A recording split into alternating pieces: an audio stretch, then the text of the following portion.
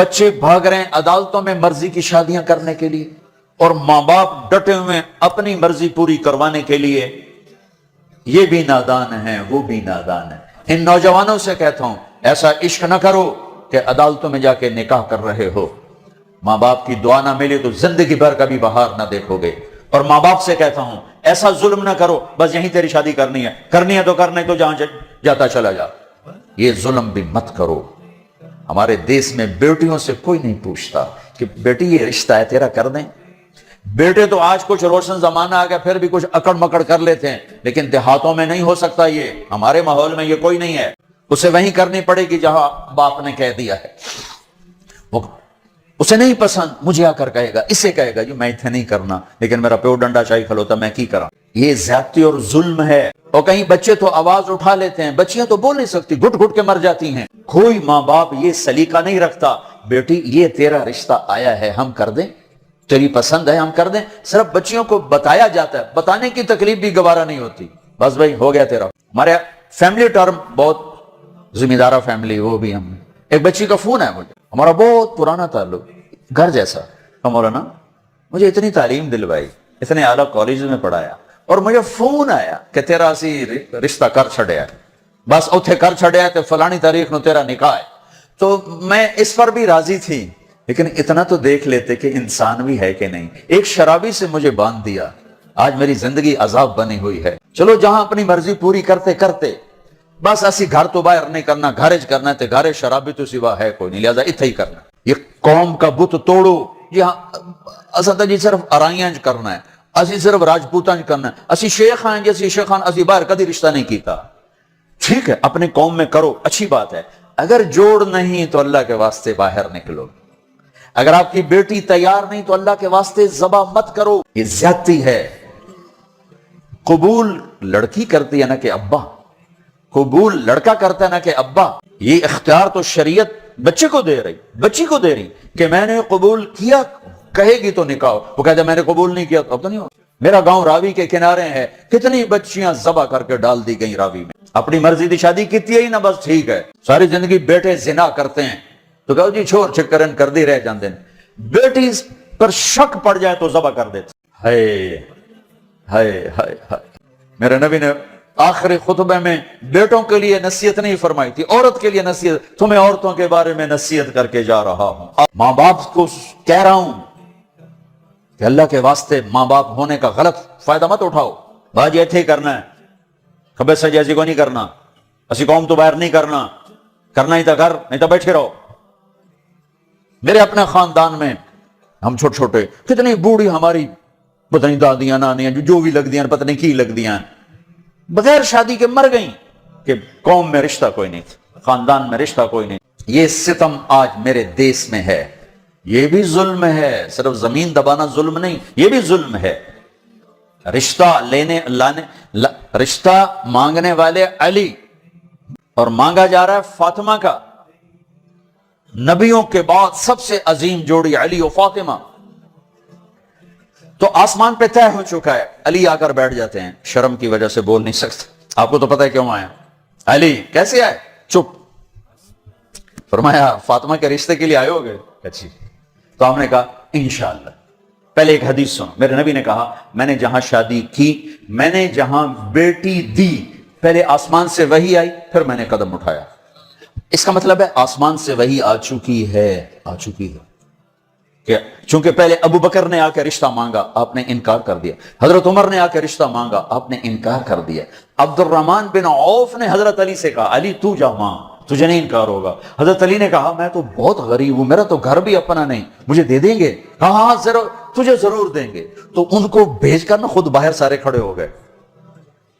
تو آپ نے کہا اچھا انشاءاللہ، اور یہ کہہ کر اٹھ گئے۔ حضرت علی پریشان ہو کے باہر نکلے تو اب پوچھا عبد الرحمن کیا ہوا؟ کہ انکار ہو گیا۔ انہوں نے کہا کیسے؟ کہا بس کچھ نہیں کہا۔ کہا کچھ تو کہا؟ کہا انشاءاللہ کہا۔ تو کہا تو بس ہو گیا۔ کہا وہ کیسے؟ کہا نبی کا انشاءاللہ ہاں ہوتا ہے، یہ ہاں ہے علی، ہاں ہے۔ اچھا اب یہ انشاءاللہ کیوں کہا ہے جبکہ آسمان سے وحی آ چکی، جبریل پیغام لا چکے ہیں، اب یہ انشاءاللہ کیوں کہا ہے؟ ایک کام کرنا باقی ہے۔ اب گھر گئے، بیٹی فاطمہ علی کا رشتہ آیا ہے، کر دوں؟ ہو اس لیے نہیں ہاں کی وہاں. ہمارے والدین اپنی بےزتی سمجھتے ہیں بیٹی سے پوچھنا کہ دھیاں کو کوئی پوشیندہ ہے. ہمارے ذمہ داروں میں تو بہت ظلم ہوتا ہے. جیسے کوئی گائے بھینس ہے, جیسے کوئی بھیڑ بکری ہے, گلے میں رسی ڈال کے اور کسی کے قلعے پہ جا کے باندھ دو, کسی کے کھونٹے کے ساتھ جا کے باندھ دو.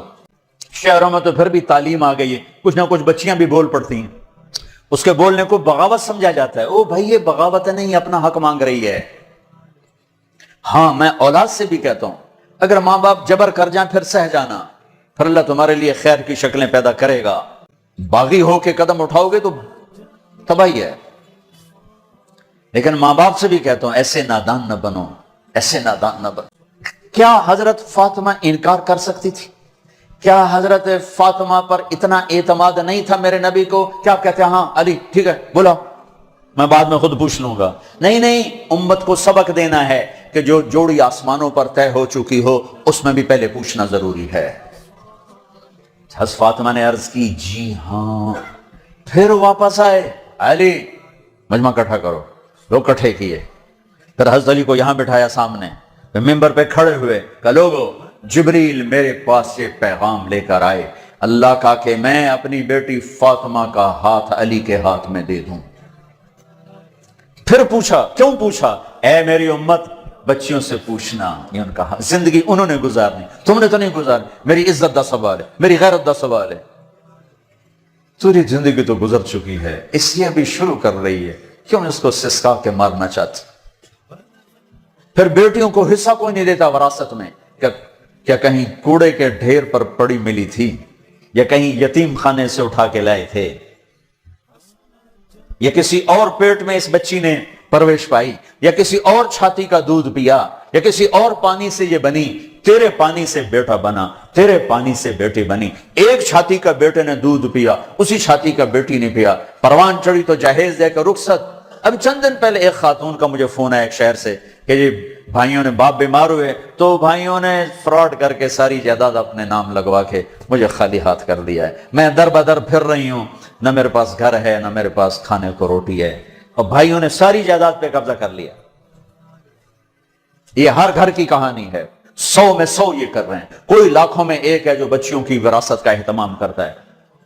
باپ مر گیا, ماں بیوہ ہو گئی, اگر باپ کی وراثت ہے تو 8واں حصہ ماں کا ہے, 8واں حصہ ماں کا ہے, 8واں حصہ ماں کا ہے. ماں کو یہاں تک مت پہنچاؤ کہ تمہارے سامنے یوں کرے, جس کی چھاتیاں لٹک گئی تمہیں دودھ پلاتے ہوئے وہ یوں کرے کہ مجھے پیسے دو. اگر باپ کی وراثت ہے 8واں حصہ اس کو دو, نہیں ہے تو ٹھیک ہے, تو اس کا حق ہے. بیٹیوں کا حق ہے, انہیں دو. تمہارے بیٹے تمہارے لیے عذاب بن جائیں گے آخرت میں اگر بیٹیوں کو حق نہ دیا. تو ان پر مادی ظلم بھی ہے, جانی ظلم بھی ہے, روحانی ظلم بھی ہے. نہ جائیداد دیتے ہیں, نہ ان کی رائے لیتے ہیں, بھیڑ بکری کی طرح کسی کی کھرلی پہ باندھ کے آ جاتے ہیں. لوگوں جبریل میرے پاس اللہ کا پیغام لائے ہیں. پھر نکاح کیا, 400 درہم 480 درہم دونوں نے. علی فاطمہ بنت محمد کو تمہارے نکاح میں دیا, قبول ہے؟ جو قبول ہے, اور سجدے میں سر رکھ دیا. رب اوزعنی ان اشکر نعمتک التی انعمت علی, یہ دعا مانگی. اللہ کے نبی نے زور سے آمین کہا. پھر آپ نے سب کو شہد کا شربت پلایا یا چھوارے کھلائے. پھر رخصتی ہوئی, مہینے بعد 6 ماہ بعد سال بعد یا فوراً, ساری روایات ہیں. حضرت علی آئے تو آپ کو اندر لے گئے, حضرت فاطمہ کا ہاتھ پکڑا اور علی کے ہاتھ میں دیا اور کہا علی آپ کو نبی کی بیٹی مبارک. اللہ, آپ کو نبی کی بیٹی مبارک. پھر فرمایا میری بیٹی, مجھے اپنے خاندان میں جو سب سے زیادہ محبوب تھا میں نے تیرا ہاتھ اس کے ہاتھ میں دیا.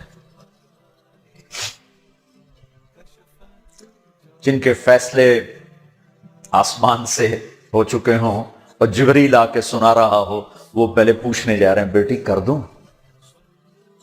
ہماری کون سی یہ غیرت ہے, یہ کون سی عزت ہے؟ خاندان سے باہر اچھا رشتہ ملے کرو, خاندان کے اندر ملے وہ بہتر ہے. وہاں کرو. لیکن اگر خاندان میں جوڑ نہیں, باہر دیکھو, یہ ارائیوں کا بت توڑو, راجپوتوں کا بت توڑو, شیخ پٹھان بٹ جٹ پتہ نہیں کی کچھ بنائی پھر دن گرم مسالے, یہ بت توڑو, ان سے باہر نکلو.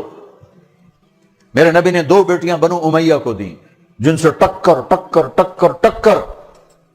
حضرت زینب کا نکاح ابو العاص بن ربیہ بن امیہ بن عبد شمس, امیہ کے پوتے کو اپنی بڑی بیٹی دی. اور عثمان بنو امیہ میں سے 2 بیٹیاں ان کے نکاح میں دی, رقیہ ام کلثوم. اور جب ام کلثوم پہ انتقال کریں گے تو فرمایا اگر میری 100 بیٹیاں ہوتی تو میں 100 اور اس طرح مرتی تو میں ایک ایک کر کے عثمان کے نکاح میں دیتا. بنو امیہ میں بیٹیاں دی, ایک بیٹی فاطمہ اپنے گھر میں دی علی کو.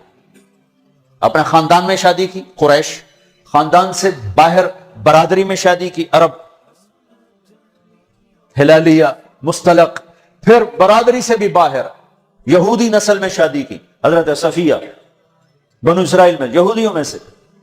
اپنے نبی کو تو دیکھو کیا کیا انہوں نے. ہم اپنے نبی سے بھی آگے جا چکے ہیں. کتنے بچے میرے پاس آتے ہیں نوجوان کہ جی شادی کرنا چاہتا ہوں وہاں, بچی بھی تیار ہے لیکن وہ کہتے ہیں بس ہم نے راجپوتوں سے باہر نہیں کرنا, ہم نے ارائیوں سے باہر نہیں کرنا, ہم نے شیخوں سے باہر نہیں کرنا. میں ان کو یہ کہ بھائی دیکھو بیٹا, کورٹ میرج سے بچنا کہ برکت نہیں ہوتی, اللہ سے مانگو, نہیں ہو تو پھر صبر کر کے پی جاؤ.